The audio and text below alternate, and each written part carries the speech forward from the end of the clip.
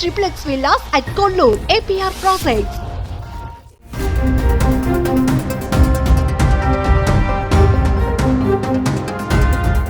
ఇటీవల మయన్మార్లో భూకంపం సంభవించి వేలాది మంది ప్రాణాలు కోల్పోయారు. లక్షలాది మంది నిరాశ్రయులయ్యారు. ఈ భూకంపం కారణంగా కోట్లాది ఆస్తి నష్టం వాటిల్లింది. ఇలాంటి పరిస్థితుల్లో భారత్లోనూ భారీ భూకంపాలు వచ్చే అవకాశం ఉందని శాస్త్రవేత్తలు హెచ్చరిస్తున్నారు. ఎప్పుడు, ఎక్కడ, ఎంత ప్రభావం చూపుతుంది, ముందస్తు జాగ్రత్తలు ఏంటి, నిజంగానే భారత్లోనూ భారీ భూకంపాలు వచ్చే అవకాశం ఉందా?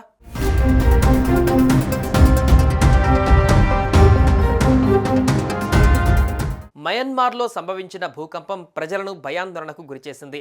ఇప్పటికే వేలాది మంది ప్రాణాలను బలిగొంది. మరికొందరు తీవ్రంగా గాయపడి బాధపడుతున్నారు. ఈ భూకంప తీవ్రత రిక్టర్ స్కేలుపై 7.7గా నమోదైంది. రికార్డుల ప్రకారం తీవ్రత పరంగా అతిపెద్ద భూకంపం 1960లో చిలీలోని వాల్డివియాలో సంభవించింది. కానీ ఈ భూకంపం అక్కడితో ఆగదని శాస్త్రవేత్తలు అంటున్నారు. రాత్రి నిశ్శబ్దంలో భూమి అకస్మాత్తుగా పేలిపోయి అన్నిటినీ నాశనం చేస్తుందని అంటారు. హిమాలయాలలో మరో వినాశనకరమైన భూకంపం సంభవించవచ్చని, ఇది ఉత్తర భారతదేశంలోని పెద్ద ప్రాంతాలను ప్రభావితం చేస్తుందని అంటున్నారు.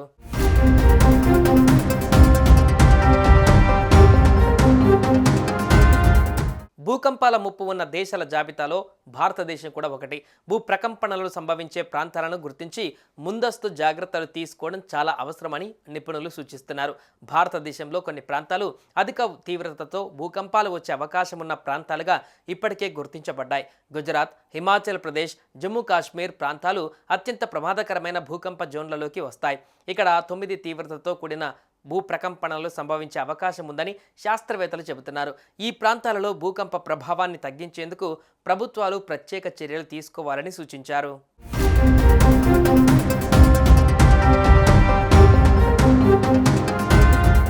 ప్రస్తుతం భారతదేశంలో కొన్ని భూకంప జోన్లు ఉన్నాయి. వీటిని త్వరలోనే మార్చనున్నారు. ప్రస్తుతం 5 జోన్లుండగా వాటి సంఖ్య 6కు పెరగనుంది. ఇక ప్రమాదకర 6వ జోన్లో ఎగువ హిమాలయాలు, శివాలిక్ శ్రేణులు ఉన్నాయట. వీటితో పాటు గుజరాత్ రాష్ట్రంలోని కచ్ ప్రాంతం, మహారాష్ట్రలోని కొన్ని ప్రాంతాలు, కొంకన్ ఈ జోన్లో ఉన్నాయి. హిమాలయాలలోని జమ్మూ కాశ్మీర్, హిమాలయ ప్రదేశ్, నేపాల్తో సరిహద్దులను పంచుకుంటున్న ఉత్తరప్రదేశ్, బీహార్లోని పలు ప్రాంతాలు, ఈశాన్య రాష్ట్రాలు, అండమాన్ దీవులు అదే జోన్లో ఉన్నాయి. భూగర్భంలో ఫలకాల కదలికలకు సంబంధించిన యాక్సలరేషన్ ఈ ప్రాంతాలలో 5 గ్రావిటీగా ఉంటుంది. ఈ ప్రాంతాలలో భూగర్భంలో ఫాల్ట్స్ కారణంగా భూకంప తీవ్రత ఎక్కువగా ఉంటుందని, అంతర్ ఫలకాల ప్రాంతం కావడంతో నష్టం తీవ్రంగా ఉంటుందని సెంట్రల్ బిల్డింగ్ రీసెర్చ్ ఇన్స్టిట్యూట్ వివరించారు.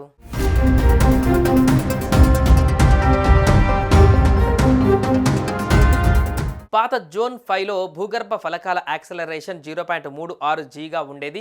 కొత్త జోన్ 5లో ఈ వేగం 3.333Gగా ఉన్నట్లు సమాచారం.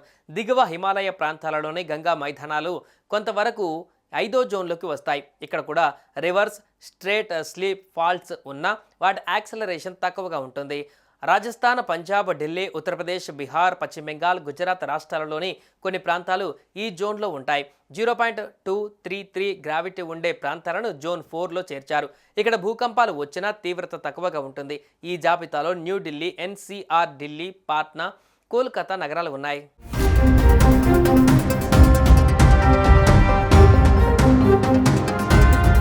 జోన్ 3లో లక్నో, పట్నాలోని కొన్ని ప్రాంతాలు, రాంచీ, భువనేశ్వర్, ధామన్, ముంబై, ఏపీలోని అమరావతి, చెన్నై, పుదుచ్చేరి ఉన్నాయి. ఈ ప్రాంతాలలో భూకంపాల తీవ్రత తక్కువగా ఉంటుందని నిపుణులు చెబుతున్నారు.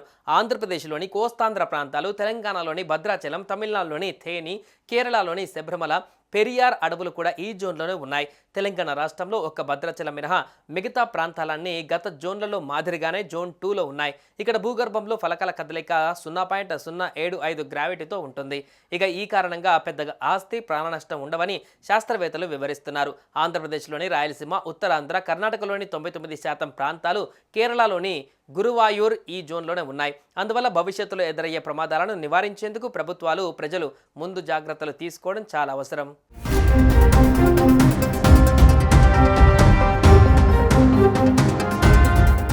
సుమన్ టీవీలో మీ పర్సనల్ అండ్ బిజినెస్ ప్రమోషన్స్ కోసం కింది నెంబర్కి కాంటాక్ట్ చేయండి.